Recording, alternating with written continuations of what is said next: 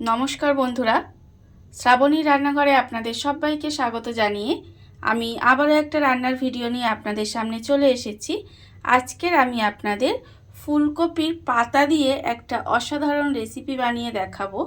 আশা করি আপনাদের ভালো লাগবে। তার জন্য কিন্তু আমার পুরো ভিডিওটা আপনাদের দেখতে হবে। আর দেখা শুরু করার আগে একটা লাইক দেবেন আর একটা সুন্দর কমেন্ট করতে কিন্তু ভুলবেন না। তাহলে চলুন এই ফুলকপির পাতা দিয়ে আজকের আমি কি বানাই সেটা আপনারা একবার দেখে নিন। রান্নাটা করার জন্য প্রথমে আমি এখানে দেখুন একটা এরকম বড় সাইজের বাটি নিয়ে নিয়েছি। আর এখানে আমি নিয়ে নিয়েছি দেখুন ফুলকপির পাতা। ফুলকপির যে কচি পাতাগুলো হয় না, সেই ফুলকপির কচি পাতাগুলো আমি এখানে নিয়ে নিয়েছি। আর এখানে কিন্তু পাতাগুলো দেখে বুঝতেই পাচ্ছেন একেবারে সরু সরু করে কুচিয়ে রেখে দিয়েছি।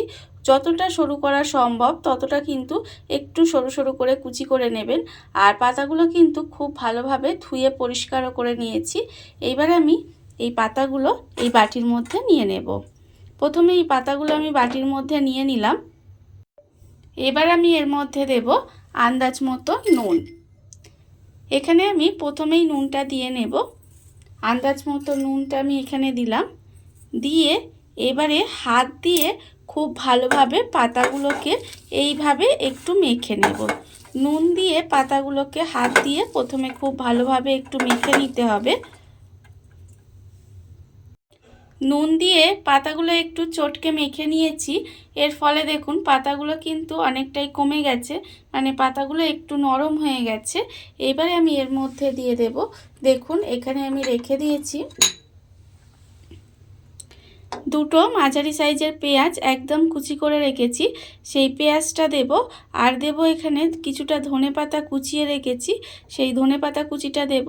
আর এখানে একটা দেব টমেটো, এখানে আমি কুচিয়ে রেখে দিয়েছি মাঝারি সাইজের টমেটো, একদম ছোট ছোট কুচি করে রেখেছি, সেই টমেটোটা আমি দিয়ে দেব।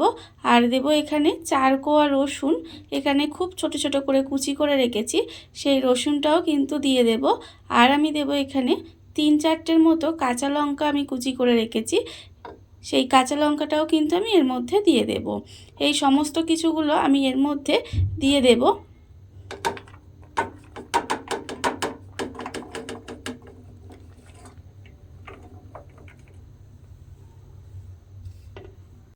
ফুলকপির পাতাগুলোর মধ্যে পেঁয়াজ কুচি, টমেটো কুচি, কাঁচা লঙ্কা কুচি, রসুন কুচি আর ধনেপাতা কুচি সমস্ত কিছু একসঙ্গে দিয়ে দিয়েছি।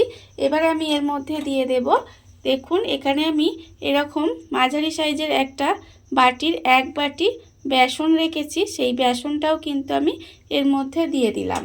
আর আমি এর মধ্যে দিয়ে দেব সুজি। এখানে যে বাটির 1 বাটি বেসন রেখেছি সেই বাটিরই কিন্তু হাফ বাটি সুজি দিয়েছি। আপনারা চাইলে কিন্তু সুজির বদলে চালের গুঁড়িও দিতে পারেন। এবারে আমি এর মধ্যে দিয়ে দেব অল্প সামান্য একটু কালো জিরে আর অল্প একটু খাবার সোডা। এই সব কিছু আমি এর মধ্যে দিয়ে দিলাম। দিয়ে এবার হাত দিয়ে খুব ভালোভাবে প্রথমে মেখে নেব। প্রথমে কিন্তু আমি এর মধ্যে জল দেব না, হাত দিয়ে প্রথমে মেখে নেব। তারপরে যদি মনে হয় এর মধ্যে জল লাগবে তখন কিন্তু অল্প অল্প জল দিয়ে এটাকে খুব ভালোভাবে মেখে নিতে হবে। একেবারে অনেকটা জল আপনারা দেবেন না, অল্প অল্প জল দিতে হবে আর এটাকে খুব ভালোভাবে মেখে নিতে হবে। সমস্ত কিছু এখানে আমি খুব ভালোভাবে মেখে নিয়েছিলাম প্রথমে, তারপরে আমার এখানে অল্প সামান্য একটু জল দিতে লেগেছে। জল দিয়ে আমি এটা খুব ভালোভাবে মাখিয়ে নিয়েছি। আর এর মধ্যে কিন্তু আমি নুনটা প্রথমেই দিয়ে দিয়েছিলাম, পাতাটা দেওয়ার পর নুন দিয়ে দিয়েছিলাম। নুনটা আমার আর দরকার লাগেনি, তাই আমি এখানে নুন দিইনি। আপনারা যদি মনে করেন নুন দিতে হবে তাহলে কিন্তু আরেকটু নুন দিতে পারেন। এবার আমার এখানে সমস্ত কিছু খুব ভালোভাবে মাখা হয়ে গেছে। যেহেতু আমার এখানে সুজি দেওয়া আছে তাই এটা আমি 15 মিনিট মতো রেস্টে রেখে দেবো। একটু 15 মিনিট আমার হয়ে গেছে। এবারে আমি দেখুন এখানে কিন্তু গ্যাসটা অন করে একটা কড়া বসিয়ে দিয়েছি।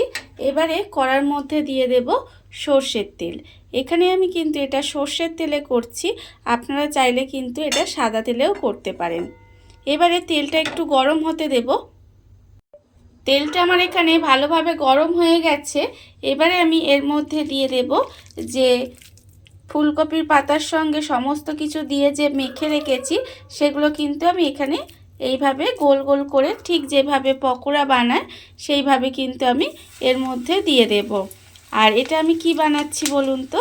আপনারা নিশ্চয়ই দেখে এতক্ষণে বুঝতেই পেরেছেন, এটা আমি ফুলকপির পাতার পকোড়া বানাচ্ছি, যেটা কিন্তু খেতে অসম্ভব সুন্দর হয়। বিশেষ করে এই শীতকালে চা কিংবা কফির সঙ্গে বা শুধু মুখেও কিন্তু খেতে ভীষণ ভালো লাগে। এবারে এইগুলোকে আমি এইভাবে আস্তে আস্তে দিয়ে পকোড়ার মতো ভেজে নেব। আর এই সময় কিন্তু গ্যাসটা লোতে দিয়ে রাখবো, দিয়ে একটু সময় নিয়ে লাল করে ভেজে নিতে হবে। গ্যাসটা লোতে দিয়ে পকোড়াগুলো উল্টে পাল্টে একটু লাল করে ভেজে নিয়েছি।